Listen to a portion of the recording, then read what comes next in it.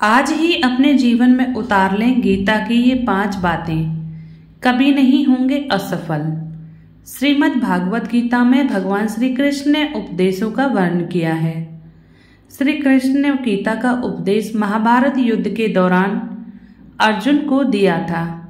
कृष्ण ने अर्जुन को तब गीता का पाठ पढ़ाया था जब उनके कदम युद्ध भूमि में डगमगाने लगे थे। कहा जाता है कि गीता में जीवन की हर एक परेशानी का हल मिल जाता है। गीता के उपदेश कर्म करने और जीवन में आगे बढ़ते रहने की प्रेरणा देते हैं। ऐसे में किसी भी परेशानी का हल पाने और जीवन में सफल होने के लिए गीता की कुछ बातों का ध्यान रखना चाहिए। जो भी व्यक्ति गीता की इन बातों का जीवन में अनुसरण कर लेता है वह हर कार्य में विजय हासिल कर सकता है। आइए जानते हैं गीता के अनमोल उपदेशों के बारे में। नंबर 1, क्रोध पर नियंत्रण रखना।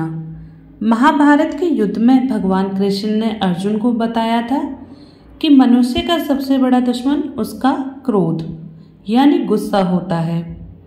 गुस्से में व्यक्ति खुद पर नियंत्रण खो बैठता है और आवेश में आकर गलत कार्य कर देता है। इसलिए क्रोध को खुद पर हावी नहीं होने देना चाहिए। गीता में श्री कृष्ण ने बताया है कि यदि गुस्सा आए तो स्वयं को शांत रखने का प्रयास करें। नंबर 2, मन पर नियंत्रण। श्री कृष्ण कहते हैं कि कई बार हमारा मन ही हमारे समस्त दुखों का कारण बन जाता है। इसलिए हर व्यक्ति को अपने मन को नियंत्रण में रखना बहुत जरूरी है।